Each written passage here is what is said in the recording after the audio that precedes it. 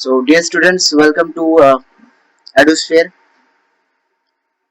Do subscribe the channel.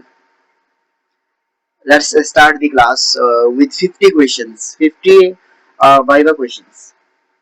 Voice not coming. I think there is a problem in your side. From my side, it is totally clear. From my side, voice is totally clear. Okay. Okay. Right. So let us start from the first question. These are not the exact.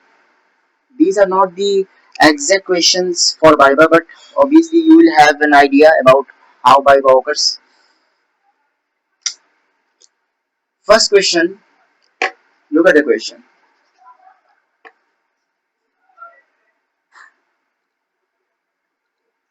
Who was Frederick Soru? Who was Frederick Soru? Everyone knows the answer. He was a French artist जिन्होंने 1848 में चार print जो है वो prepare किया था. चार print. उसमें से जो फोर्थ प्रिंट है, ठीक है, उसमें से जो फोर्थ प्रिंट है वो हमारे किताब में दिया गया था. ठीक है, जिसमें आपने एक स्टेचू देखा होगा, ऊपर से जीसस, फिर एक बहुत बहुत लंबा सा लाइन. ठीक है, वेरी वेरी गुड. तो ये वाइवा का कॉमन क्वेश्चन है. Who was Frederic Sorrieu? वो एक फ्रेंच आर्टिस्ट थे जिन्होंने 1848 में चार प्रिंट बनाया था. और उनका जो विजन था वो विजन ये था, डेमोक्रेटिक एंड सोशल रिपब्लिक्स. ठीक है, डेमोक्रेटिक एंड सोशल रिपब्लिक्स का उन्होंने प्रेजेंट किया था एक प्रिंट में, एक आर्ट में. ठीक है, यूट्यूब में जरूर आएगा, उसमें कोई दिक्कत नहीं है, लेकिन उसके लिए मुझे थोड़ा सा एडिटिंग करना पड़ेगा. Now, in which year, rather than focusing on any other else, do focus in your questions because tomorrow is your examination. In which year did Frederick Soru publish his famous plate? ये answer पहले ही बता चुके हैं. Answer will be 1848. Okay, the answer is 1848. ये पहले ही question में आ चुका था. नेक्स्ट, थोड़ा सा फास्ट चलेंगे बिकॉज टाइम कम है और कम टाइम में हमें ज्यादा क्वेश्चन करना है. What does the term absolutist? Absolutist का हिंदी में मतलब होता है निरंकुश. ठीक है, निरंकुश होता है, निरंकुश. तो इसका निरंकुश मतलब होता है, मतलब इसका क्या मतलब है historically? So it refers to monarchical government. Monarchical मतलब होता है जो जिसमें राजा का शासन हो. ठीक है, जिसमें किंग का शासन हो, किंग का शासन हो. और ऐसा सिस्टम जहाँ पे सेंट्रलाइज्ड हो, सब कुछ सेंट्रलाइज्ड हो, मिलिट्री पावर हो, अनचेक्ड पावर. बहुत बढ़िया. ठीक है, रिप्रेसिव हो और has no legal restraints on the power exercise. माने कोई लीगल रिस्ट्रिक्शन नहीं है, वो जो चाहे वो कर सकता है. जैसे आपको याद होगा लुई 16 फ्रांस में, ठीक है, एकदम एब्सोल्यूटिस्ट था. ऐसा क्यों? क्योंकि वो जो भी चाहे वो कर सकता था, रोकने वाला कोई था नहीं. तो ऐसे पावर्स को हम बोलते हैं एब्सोल्यूटिस्ट यानी निरंकुश. आगे देखते हैं, what is utopian vision? What is utopian vision? Utopian vision क्या है? These are I'm telling you, these are very common viva question. कहीं पे भी कोई भी टीचर आपको viva पूछता है तो ये क्वेश्चंस मोर और लेस यही क्वेश्चन रहता है. ठीक है, सो यूटोपियन विजन का मतलब होता है जैसे कि एक ऐसा विजन फ्रेडरिक सोरू ने देखा था जो उस टाइम दुनिया में एग्जिस्ट नहीं कर रहा था. मतलब उन्होंने इमेजिनरी एक जैसे होता है ना कि राम राज्य टाइप का कुछ देखा था, उसको हम बोलते हैं यूटोपियन विजन. सो एक utopian vision describes an ideal society. एक ऐसे सोसाइटी को डिस्क्राइब करता है इज सो परफेक्ट, वो इतना परफेक्ट होता है कि it is highly unlikely to actually exist. तो वो एक्चुअली एग्जिस्ट नहीं करता. So it is a imaginary, imaginary है ना, फार अवे फ्रॉम रियलिटी. बहुत बढ़िया, imaginary vision. Next question, what is meant by the term nation state? ये तो मैंने कई बार इस क्लास में पूछा है कि नेशन स्टेट क्या होता है. ठीक है, जिसको आप कहते हैं ना एम्पायर और नेशन स्टेट के बीच में डिफरेंस, आपने कई बार क्लास में पूछा था. तो उसमें नेशन स्टेट जो है उसमें हम देखते हैं majority of citizens, not only rulers, came to develop shared. देखो यहाँ से आपका आंसर है shared sense of common identity. ये बहुत जरूरी है. यस, कॉमन पास्ट यानी कॉमन हिस्ट्री भी होना बहुत जरूरी है. और डिसेंट तो होगा ही. डिसेंट का मतलब होता है हमारा जो ओरिजिन है ना, कल्चर के जो ओरिजिन है वो सिमिलर होना चाहिए। जैसे भारत में अगर हम लोग डाइवर्सिटी रखते हैं लेकिन हमारा एक शेयर हिस्ट्री है, एक कॉमन आइडेंटिटी है, so that is why India as a nation is totally united है, उसमें कोई दिक्कत नहीं है। सो एक नेशन स्टेट में ये होता है, बट एक एम्पायर के लिए ये सब जरूरी नहीं है। एम्पायर जो है वो किसी एम्पर के द्वारा बाई आर्मी पावर कंट्रोल किया जाता है, उसमें शेयर जो है आइडेंटिटी नहीं भी हो सकता, ठीक है, हो भी सकता है नहीं भी हो सकता है, कोई दिक्कत नहीं उसमें। Now how was, next question, how was modern state different from a nation state? ठीक है, ये बताइए, how was modern state different from a nation state? आज का जो मॉडर्न स्टेट है ये काफी, देखो नेशन स्टेट की शुरुआत तो हुआ था लेकिन आज काफी एवोल्यूशन हुआ है मॉडर्न स्टेट का। A modern state is defined by centralized power. आज एक सेंट्रलाइज पावर होता है, सोवरेन कंट्रोल होता है। सोवरेन का मतलब होता है, ठीक है, अपने टेरिटरी में, अपने टेरिटरी में अथॉरिटी होना। यानी जैसे भारत सरकार का अथॉरिटी भारत के बॉर्डर के अंदर है ना, भारत सरकार का कंट्रोल चलता है, तो उसको बोलते हैं सोवरेनिटी। तो भारत सरकार का सोवरेनिटी है हमारे टेरिटरी में, control over A territory and clearly defined territory होता है, लेकिन emotional bond of A shared nation, national identity. तो आजकल जो मॉडर्न स्टेट बन रहा है ना, मॉडर्न स्टेट ये काफी ज्यादा इवॉल्व हो रहा है। जैसे शुरुआत में जो नेशनल जो देश बने थे ना वो इमोशनल बेसिस पे बना था, एक शेयर पास्ट, लेकिन आज रेदर देन इमोशनल, आज एक सोवरेनिटी की जो है वो बात ज्यादा होती है, एक डिफाइंड टेरिटरी की बात ज्यादा होती है rather than emotional just. Okay, आजकल जो जैसे फॉर एग्जांपल मैं कह रहा हूँ China, China as a nation देखोगे ना तो not whole China is emotionally connected. जैसे चाइना का एक पार्ट है तिब्बत, बट क्या है कि चाइना कहता है कि तिब्बत इज सोवरेन, तिब्बत में उनका सोवरेनिटी है। उस प्रकार से आज जो है नेशन स्टेट से मॉडर्न स्टेट बन रहा है। वन मोर टाइम, अच्छा देखो difference of nation state. Nation state जब शुरू शुरू में बना था ना, उसका बेसिस था इमोशनल, इमोशनल कनेक्शन। एक कंट्री के जितने भी सिटीजन थे वो इमोशनली कनेक्टेड होते थे, उनका शेयर्ड पास्ट था, उनका कॉमन आइडेंटिटी था। लेकिन आज का जो मॉडर्न स्टेट है, फॉर एग्जांपल चाइना, ठीक है, ये जो है कैसे बना है, चाइना बना है भाई अपना एक वेल डिफाइंड टेरिटरी, जिसमें उसने एक तिब्बत को भी अपना कंट्रोल में ले लिया, ठीक है, और तिब्बत के ऊपर भी उसकी सॉवरेनिटी चलती है। सॉवरेनिटी माने कंट्रोल चलता है। तो इस प्रकार से हम ये कह सकते हैं कि आज का जो मॉडर्न स्टेट है ये उन इमोशनल ड्रिवन चीजों से निकल के ना मोर और लेस एक ऐसा बन चुका है जहां पे इमोशन लगभग खत्म हो चुका है। आज क्लियरली डिफाइंड बाउंड्री होता है, सोवरेन कंट्रोल होता है, यानी एक सेंट्रल गवर्नमेंट का कंट्रोल होता है पूरी तरीके से। हाँ, इसको आप एब्सोल्यूटिस्ट नहीं कह सकते, बट इसको आप क्या कह सकते हैं, सेंट्रलाइज पावर बोल सकते हैं, ठीक है। Okay, modern state has no loyalty about their nation, या ये हो सकता है बिल्कुल, क्योंकि मॉडर्न स्टेट में सोवरेन जो कंट्रोल होता है उसमें काफी बार क्या होता है कि जो लोगों का एक पहले इमोशनल बॉन्ड होता था देश के प्रति वो अभी नहीं है। काफी कंट्रीज ऐसे हैं जहाँ पे नहीं है, बस लोग इसलिए है क्योंकि एक कंट्री में वेल डिफाइंड बॉर्डर आ चुका है, एक सेंट्रल गवर्नमेंट आ चुका है, तो लोग मजबूरन रह रहे हैं, उनका कोई इमोशनल वो बॉन्डेज नहीं है अभी पहले की तरह, ठीक है। तो कंट्री इवॉल्व होती जा रही है। How many students are there actually? Okay, 26. Very good. What did French revolutionary ideas like La Batterie, Lee सितोयन emphasize? ये बताओ, मैंने कई बार आपको बता चुका हूँ ना मैं, ला बैटरी क्या था, ली सितोयन क्या था। Can you answer that? क्या था ला बैटरी और ली सितोयन? इनका मतलब बताओ बस, ठीक है। Sense of unity, they emphasize the notion of unity। चलो यूनाइटेड कम्युनिटी, वो तो ठीक है, बहुत सही जवाब, सेंस ऑफ यूनिटी। ला पैट्री का मतलब होता था भाई फादरलैंड, ठीक है, ला पैट्री का मतलब क्या होता था, फादरलैंड। एंड ली सिटोयन का मतलब क्या होता था, the citizen. Yes yes, fatherland and the citizen, very good. तो ये आपसे पूछा जा सकता है कि ला पैट्री क्या है और ली सिटोयन क्या है, ठीक है।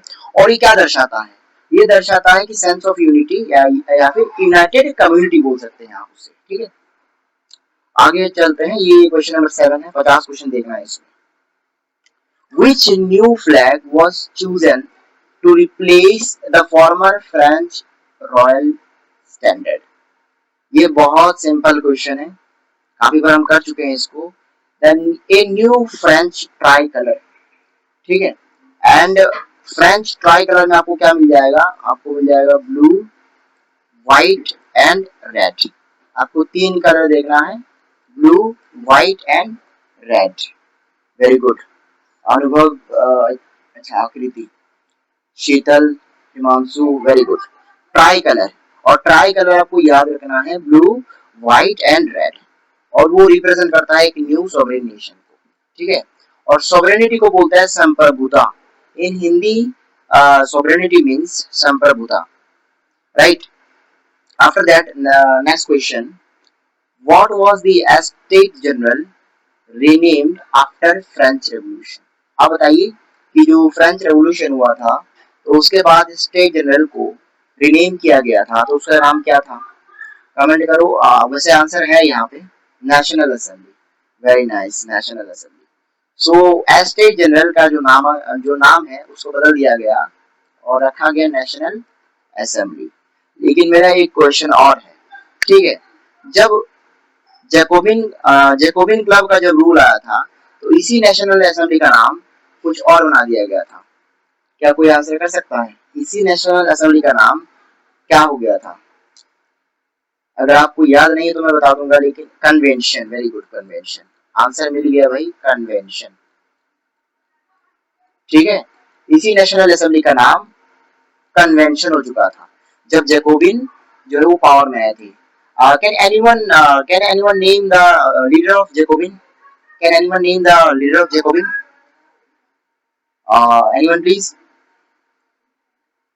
Leader of Jacobin, reign of terror, हाँ, Maximilien Robespierre. Maximilien Robespierre, very nice, Robespierre.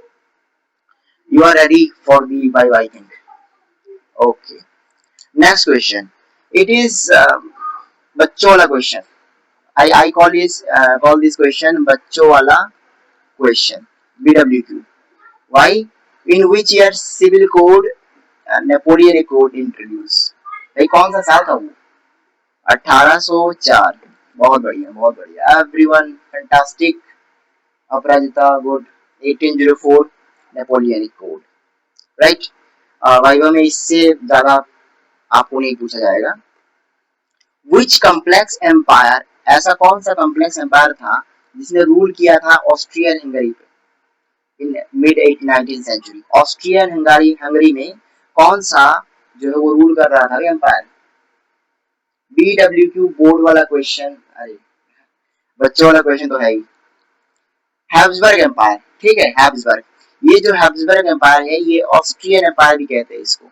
ये ऑस्ट्रिया और हंगरी में रूल कर रहा था हैब्सबर्ग एम्पायर, हाँ। इसको कॉम्प्लेक्स इसलिए बोलते हैं क्योंकि इसी एम्पायर के अंदर जो है काफी सारे अलग अलग छोटे छोटे जो है और भी टेरिटरीज मौजूद थे। ये एक प्रकार से एक पैचवर्क था, जैसे कि अलग अलग टेरिटरीज को जोड़ के ये बना था, राइट। सबका आइडेंटिटी अलग अलग था, लैंग्वेजेस अलग अलग थे, सब कुछ डिफरेंट होने के बाद भी ये एम्पायर चल रहा था, हैब्सबर्ग। इसको काफी किताबों में हैब्सबर्ग भी लिखा गया है, HAPS, ठीक है, हैब्सबर्ग भी लिखा गया है। Sir in viva it can be also asked which century? नहीं, ऐसा कुछ नहीं पूछा जाएगा। आप जो क्वेश्चंस मैं दिखा रहा हूँ ऑलमोस्ट समझ लीजिए कि इसी टाइप के ही क्वेश्चंस होने वाले हैं, मतलब यही क्वेश्चंस होने वाले हैं लगभग। कोई दिक्कत नहीं, देखो वाइवा में कोई प्रॉब्लम नहीं है, बस एक बार रिवाइज कर लेते तो अच्छा होता है कि माइंड जो है वो सेटअप हो जाता है, ठीक है। तो कम से कम आज कर लोगे रिवाइज तो कल याद रहेगा, और चीजें देखो कल बताऊंगा तो नहीं, बिल्कुल आज बता रहा हूँ, ठीक है, लेकिन कल तो ऐसे ही क्वेश्चन पूछेंगे आपसे। बताइए, what was the dominant social and political class in Europe? बताइए कौन सा is this class only history questions? देखिए हिस्ट्री क्वेश्चन तो है ही, उसके बाद देखते हैं ज्योग्राफी, अगर होगा टाइम तो हम कर देंगे, ठीक है। सबसे ज्यादा डोमिनेंट कौन सा क्लास था? इसमें कोई देखो सोचने की बात ही नहीं है।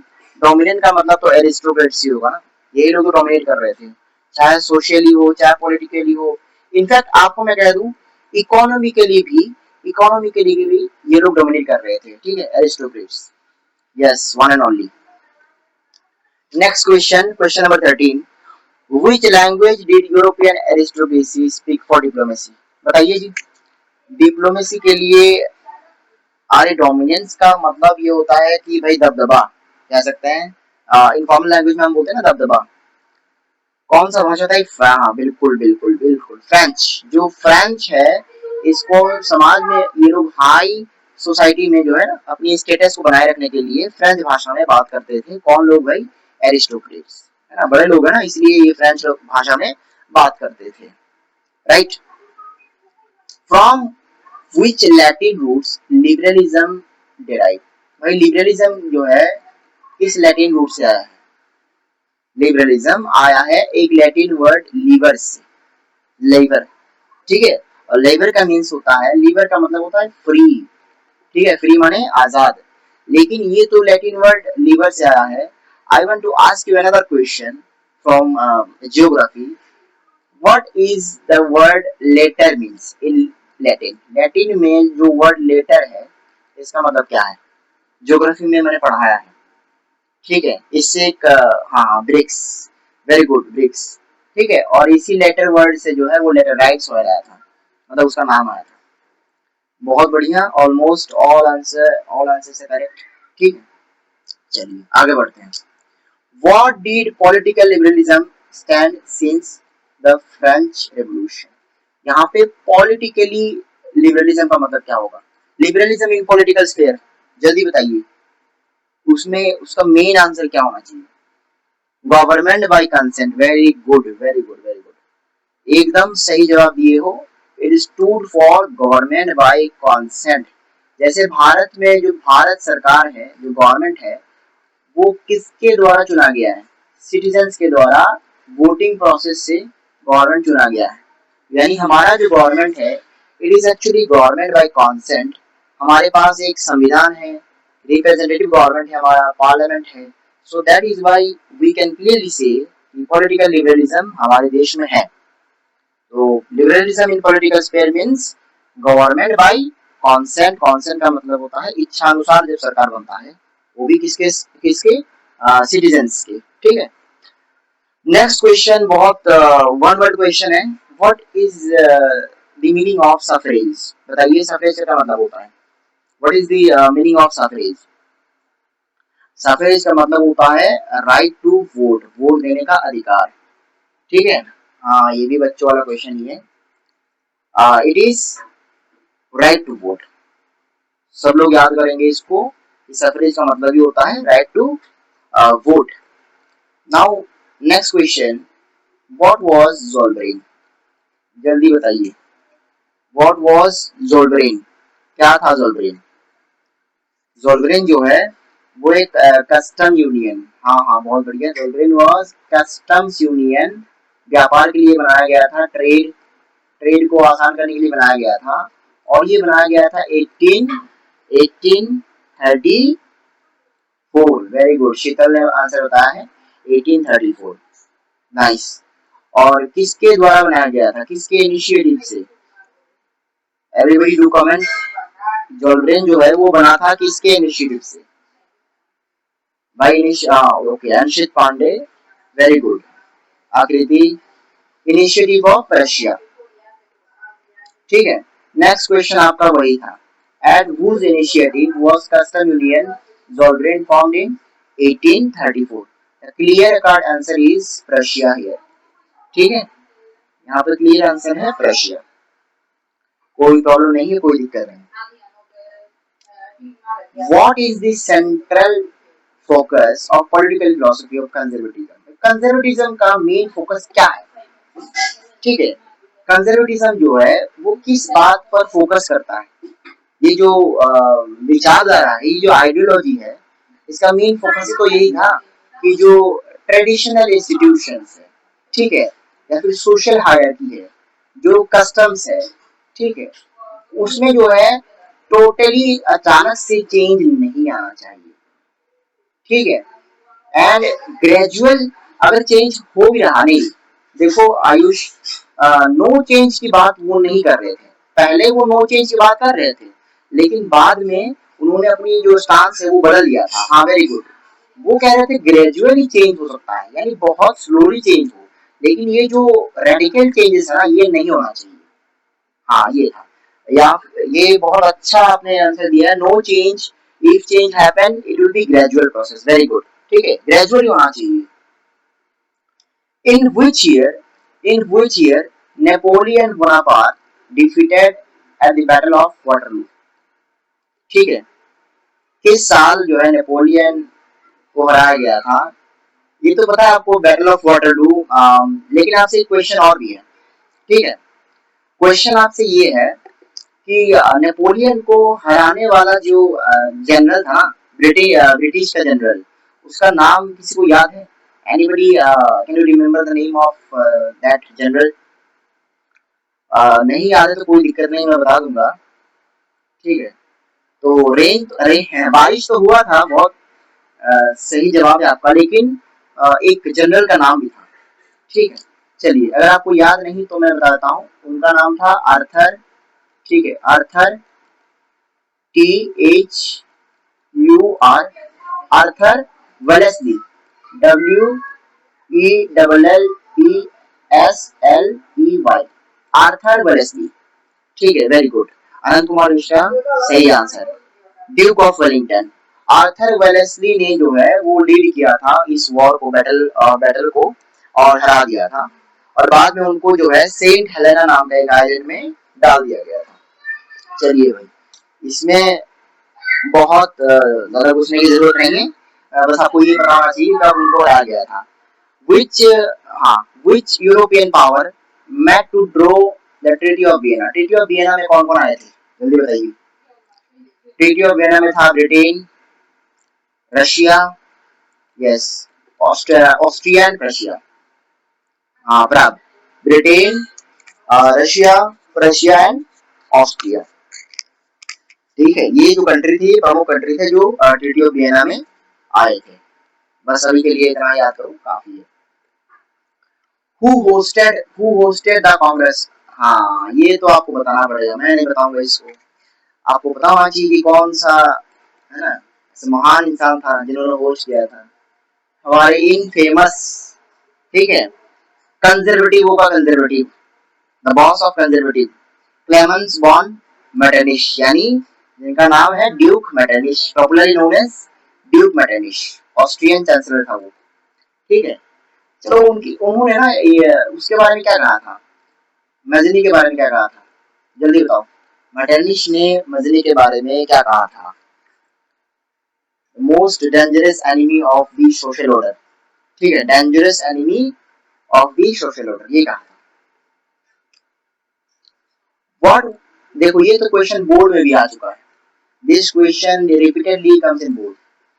What was the primary objective of treaty of Vienna? Treaty of Vienna का प्राइमरी ऑब्जेक्टिव क्या था भाई, जल्दी बताओ। ट्रीटी ऑफ वियना का प्राइमरी ऑब्जेक्टिव क्या था?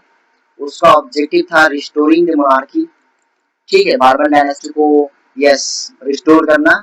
फिर नेपोलियन के द्वारा जो है, जो भी काम किया गया था उसको रिवर्स करना, उसको उल्टा कर देना, ठीक है। एंड जो टेरिटोरियल चेंज किया गया था नेपोलियनिक वॉर्स के दौरान, हाँ, उसको वापस जैसे पहले था वैसे कर देना, ये था मेन मकसद ट्रीटी ऑफ वियना का।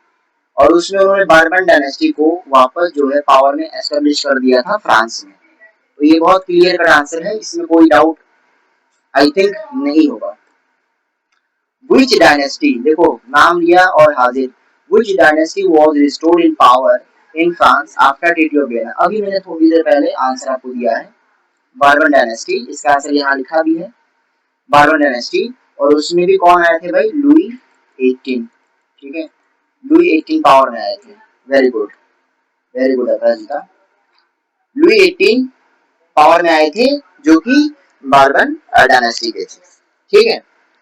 उसके बाद आते हैं बहुत प्रशांत, पेपर लीक। अरे बच्चे, ये पेपर लीक है नहीं, ठीक है, this is not the paper actually. मैं कोई इसको प्रिंट करके नहीं ले जाऊंगा, लेकिन हाँ, ये जरूर है कि सारे क्वेश्चंस यहाँ पे कवर हो जाएंगे, इन्हीं में से रैंडमली पूछा जाएगा आपसे। और दूसरी बात यह है कि अब पेपर लीक की कोई बात नहीं है, ऐसी कोई अफवाह जो है वो मत फैला देना, ठीक है। Who was Giuseppe Mazzini, who was Giuseppe Mazzini, Metternich का जिगरी दोस्त बिल्कुल बहुत बहुत जिगरी दोस्त था, इतना ही था कि दोनों एकदम अपोजिट थे। वो एक इटालियन रेवोल्यूशनरी थे, जनों में पैदा हुए थे। लेकिन आप बताइए, आइए ये बताइए कि जो मजीनी थे वो कब पैदा हुए? यहाँ पे एनसीईआरटी बुक में कंफ्यूजन भी है।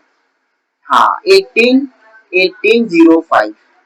एनसीईआरटी बुक में हो सकता है 1807 हो, उसको आप काट देंगे और सुधार करेंगे। 18 नहीं, यश 1807 नहीं होगा बेटा, 1805 है इसका आंसर। वैसे भी मजीनी इटालियन रेवोल्यूशनरी है।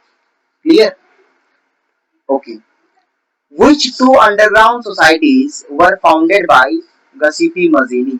गसीपी मजीनी के द्वारा दो जो है वो सोसाइटी बनाया गया था। एक जो है फ्रांस के मार्सी में बनाया गया था, दूसरा स्विट्जरलैंड के बर्न में बनाया गया था। एक का नाम था यंग इटली और दूसरे का नाम था young Europe.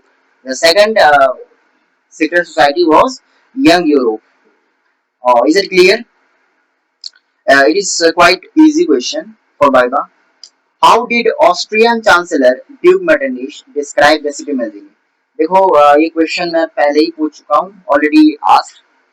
He described him as the most dangerous enemy of our social order. You should remember this. What Duke Metternich said about Mazzini? उन्होंने ये कहा था most dangerous enemy of social order, समाज का शत्रु कह दिया था उन्होंने, इतनी बड़ी बात बोल दी थी, ठीक है, इसलिए तो कह रहे हैं बहुत अच्छा मित्र है। चलिए, who famously remarked when France sneezes, भाई ये किसने रिमार्क दिया था? जब फ्रांस स्नीज करता है तो पूरे यूरोप को जो है वो सर्दी हो जाती है। वही हमारे फेमस स्टेटमेंट जो है वो ऑस्ट्रियन चांसलर दोबारा से ड्यूक मेटरनिश द्वारा दिया गया था। Yes, Duke Metternich. Clear? Okay, so now next question, who was अच्छा यहाँ पे सॉरी फॉर हु वाज नहीं होता। जुलाई रेवोल्यूशन जो है वो 1830 में हुआ, लेकिन इसका जो है पूछा गया है आउटकम। कोई मुझे बता दे आउटकम क्या निकला था? मतलब जुलाई रेवोल्यूशन हो तो गया था लेकिन उसका मेन आउटकम था, very good very good, Louis Philippe. लेकिन आपको एक चीज बता देता हूँ, जो लुई फिलिपी था, ठीक है, लुई फिलिपी भी वो आता था Orleans family of house of, मैं लिख देता हूँ, हाउस ऑफ ऑर्लियंस से। हाउस ऑफ ऑर्लियन जो है वो हिस्सा था बेटा बर्बन डायनेस्टी का। किस डायनेस्टी का? बर्बन डायनेस्टी का। यानी लुई फिलिपी भी बर्बन डायनेस्टी का, हाँ बिल्कुल, नेफ्यू था। बट इनके पिताजी जो है इन्होंने अपोज किया था किनका? इन्हीं की फैमिली, बर्बन डायनेस्टी का। तो इसीलिए लोगों का पॉपुलर सपोर्ट था। तो लुई फिलिपी को शुरुआत में तो भगा दिया गया था, देश से बाहर कर दिया गया था, एग्जाइल कर दिया गया था। लेकिन जब 1830 में रेवोल्यूशन हुआ तो वापस वो अपने देश में लौटे थे और उनको राजा बना दिया गया था। हालांकि शुरुआत में काफी ढोंग कर रहे थे और बाद में इसकी भी असलियत सामने आ गई, ठीक है। और इसको 1848 में इनको भी भागना पड़ा था, ठीक है, क्योंकि ये फेल कर रहे थे देश को संभालने में। चलिए, in which year the Greek struggle for independence begin? जल्दी बताइए, in which year the Greek struggle for independence begin? फटाफट। 1821, वेरी गुड, 1821। बट आपको ये भी बताना है कि ये कौन सा वो इंग्लिश पोएट था जो हेल्प कर रहा था, फंडिंग कर रहा था। फटाफट अपराजिता, जल्दी।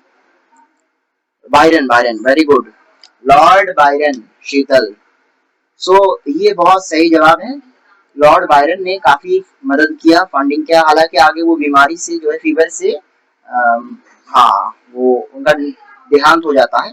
बट उनका जो ये शुरू किया गया था जो स्ट्रगल, ये आखिरकार सक्सेसफुल हुआ था। लेकिन मुझे वो ट्रीटी याद नहीं आ रहा, जल्दी याद करा दो। कौन सा ट्रीटी था जिसमें, हाँ 1832 treaty of Constantinople, very good, ठीक है। तो आगे चलो, which treaty finally recognized Greece as independent nation? Everyone can remember now.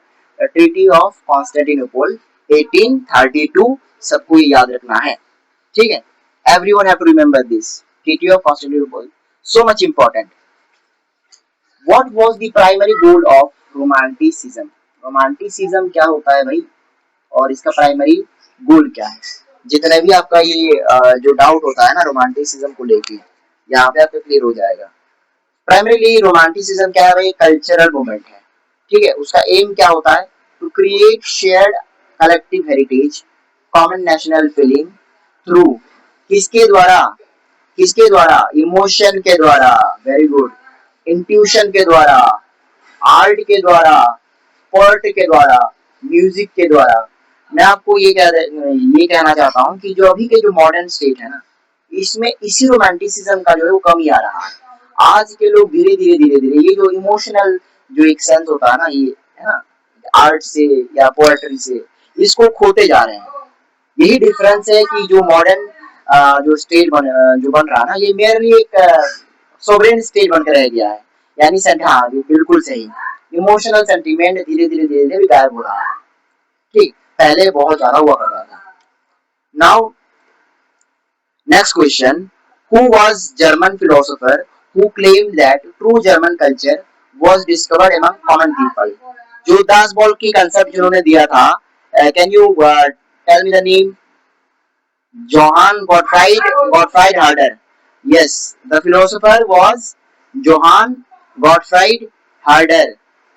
Johan Gottfried Herder, आपको याद रखना है, हार्डर साहब ने ये कहा था कि जर्मनी को अगर देखना है, उसका रियल कल्चर को देखना है, तो लोगों से आएगा रियल कल्चर, ठीक है। आई हैव अनदर क्वेश्चन, ठीक है। जर्मनी में, जर्मन भाषा में वॉल्क्सवैगन का क्या मतलब होता है? What is the meaning of Volkswagen? Can anyone answer it? What is the meaning of Volkswagen? People's car. Anand Kumar Mishra, okay, ठीक है, आपका आंसर बिल्कुल सही है, पीपल्स कार। इसका आंसर होगा people's car. What led to the famous Silesian Weber's revolt? भाई 1845 में सिलेशिया में जो एक रिवॉल्ट हुआ था, उसका कारण क्या था? ठीक है, उसका कारण ये था कि जो एक्सप्लोइटेशन यानी जो शोषण हो रहा था कॉन्ट्रैक्टर के द्वारा, मालिक के द्वारा, उनके जो वेजेस है, उनका जो तनख्वाह है, उनका जो पेमेंट होता है, दिहाड़ी होता है, उसको कट ऑफ कर दिया गया था, कम कर दिया गया था। इसीलिए जो है उन्होंने ये रिवॉल्ट किया था। लेकिन मेरा क्वेश्चन ये है कि सिलेशिया किस साम्राज्य का पार्ट है? Can anyone answer it? Silesia किस साम्राज्य का पार्ट है? ठीक है, किस टेरिटरी में आता है? पोलैंड, पोलैंड बेटा, पोलैंड भी एग्जैक्टली नहीं कह सकते, उस टाइम पोलैंड का कोई अपना, ठीक है, वजूद नहीं था, एक सोवरेन कंट्रोल तो था ही नहीं। हाँ, उस टाइम जो है सिलेशिया के ऊपर प्रशियन कंट्रोल हुआ करता था, ठीक है, प्रशिया का इन्फ्लुएंस हुआ करता था, आपको ये याद रखना है, ठीक है। हालांकि वर्तमान में बहुत कुछ चेंज हो चुका है, बट उस टाइम की बात कर रहा हूँ। It comes under German region, और वहां पे दबदबा किसका था? रशिया का था। Russia was most powerful state of Germany, तो जर्मनी पहले जर्मनी था नहीं, तो रशिया ही था पहले। चलिए next question. Yes, William Wolf ने इसको जो है डिस्क्राइब किया था, बहुत सही। On which date Frankfurt parliament convene? भाई फ्रैंकफर्ट पार्लियामेंट की शुरुआत कब हुई थी? अनन्या द्विवेदी, बहुत सही, 18 मई 1848, 18 मई 1848। लेकिन आपसे एक सवाल करूंगा एक और, कि ये खत्म कब हुआ था? खत्म कब हुआ था?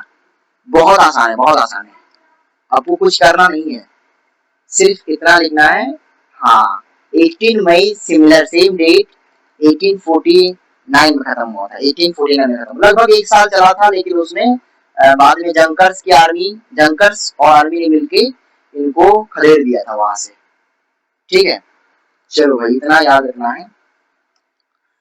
Where did representatives of Frankfurt parliament meet? कौन सा चर्च था भाई? किताब में लिखा गया ना बेटा, एसटी पॉल, ठीक है, एसटी का मतलब ही होता है सेंट, ठीक है, एसटी पॉल, एसटी का मतलब होता है सेंट पॉल, तो the church of Saint Paul होगा, ठीक है, the church of Saint Paul में ये मीटिंग हुआ था। इसकी फ्रैंकफर्ट पार्लियामेंट की डीमेरिट्स डिसएडवांटेजेस वगैरह कम से कम वाइवा में नहीं आएगा, आप इतना निश्चित रहे। लॉन्ग क्वेश्चन में आ सकता है, लेकिन लॉन्ग क्वेश्चन जो है अभी प्रैक्टिस नहीं कर पाएंगे, टाइम नहीं है हमारे पास। Just we are going for viva. Who was chief architect of German unification, फटाफट बताइए। Chief architect of German unification कौन है भाई? ओटो बॉन बिस्मार्क, क्लियर आंसर है इसका, ओटो बॉन बिस्मार्क। लेकिन जो बिस्मार्क का जो पॉलिसी है, उस पॉलिसी का नाम क्या था? बिस्मार्क का जो पॉलिसी है, उस पॉलिसी का नाम था ब्लड एंड आयरन पॉलिसी। ठीक है, yes, blood and iron policy, good, everyone can remember, कोई दिक्कत नहीं, blood and iron policy. Which major state took leading role in movement of German unification? German unification किस state के द्वारा lead किया गया था? भाई जिस स्टेट में ओटोमन बिस्मार्क था वही होगा ना आंसर, यानी the state of Prussia. The state of Prussia led the German unification, इसमें कोई दो राय नहीं है। Clear? Next question, who was proclaimed German emperor at the hall of mirrors? Hall of mirrors में जर्मन एम्परर को जो है प्रोक्लेमेशन हुआ था, यानी राज्यभिषेक हुआ था। कौन है? Kaizer William first. Kaizer William first, Kaizer का मतलब जर्मन भाषा में राजा ही होता है, महाराज। ठीक है, काइजर विलियम फर्स्ट, विलहेम नहीं होगा, विलियम। ठीक है, काइजर विलियम फर्स्ट होगा इसका सही उत्तर।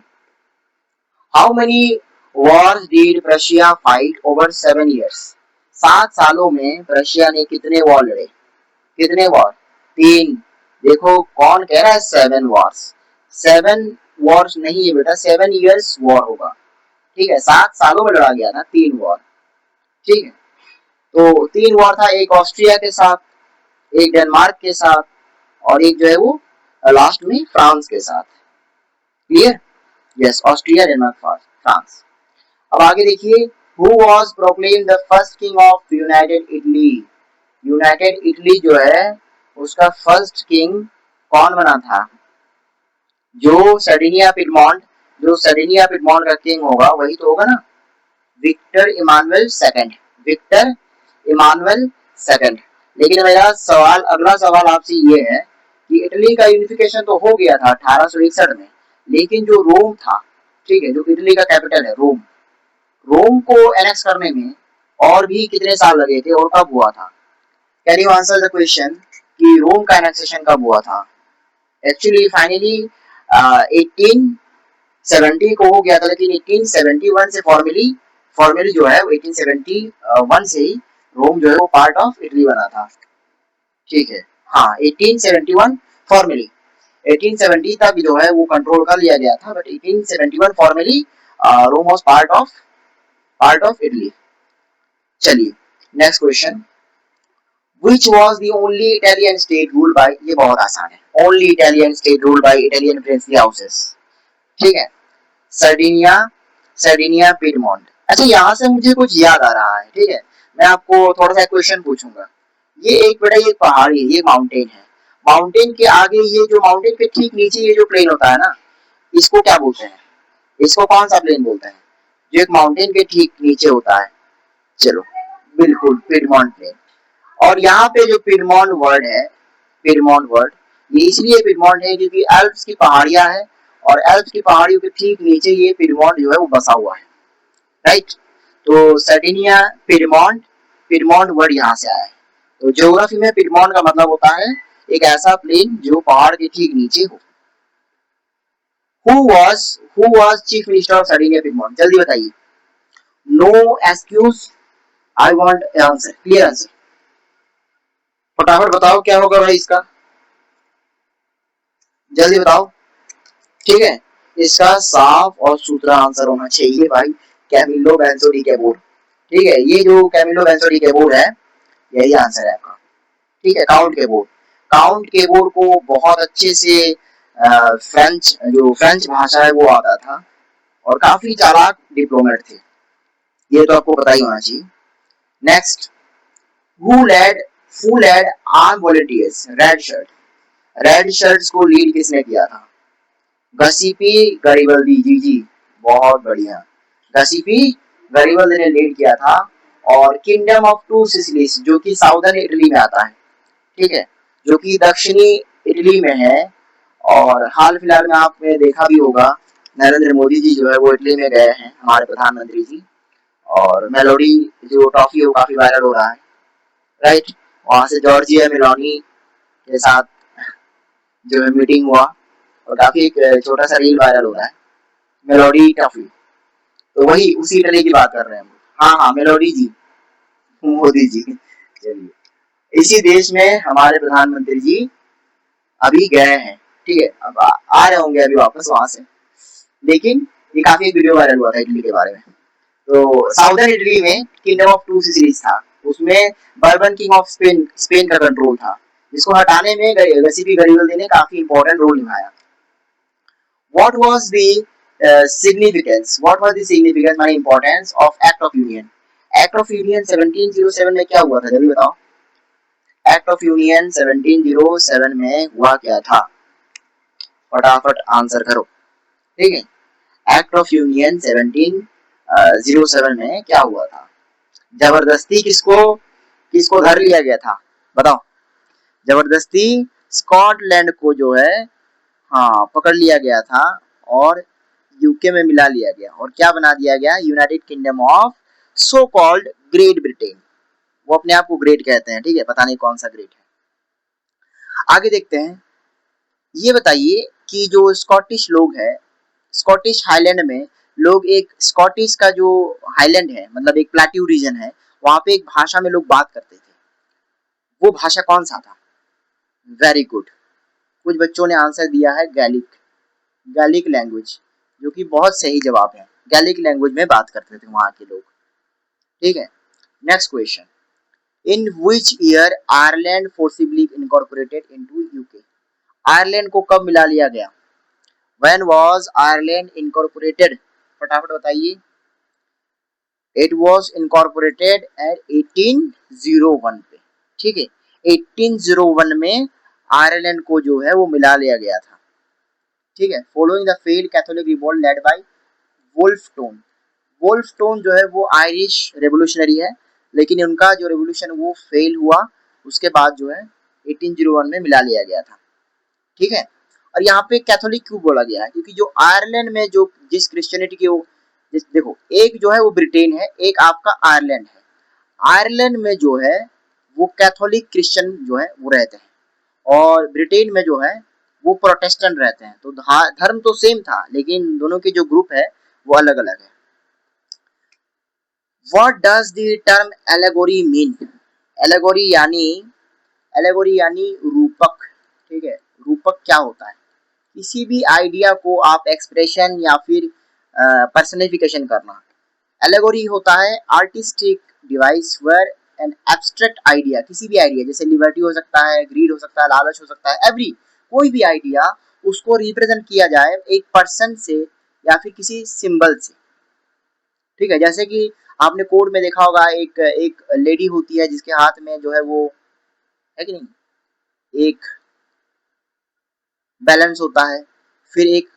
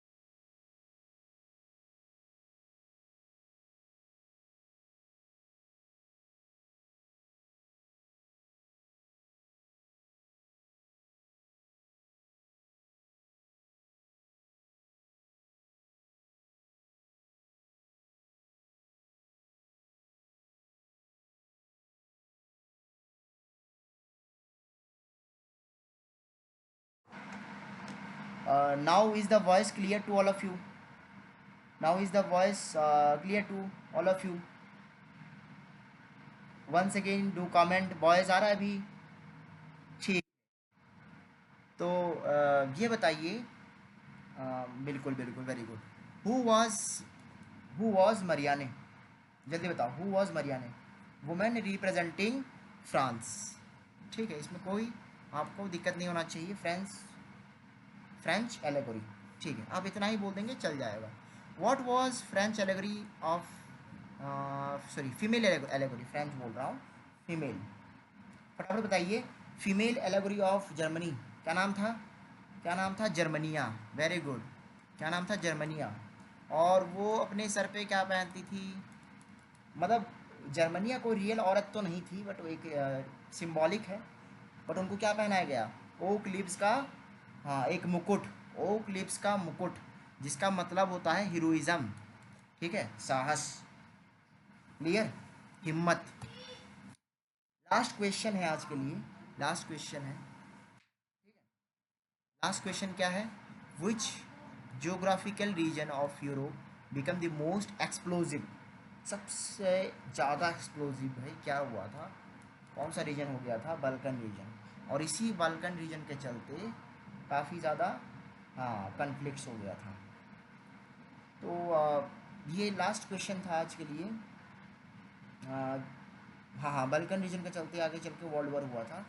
सो हमने 50 क्वेश्चन अभी के लिए आपको रिवाइज करा दिए हैं, और and hope for best. Geography, how many students are ready for geography class?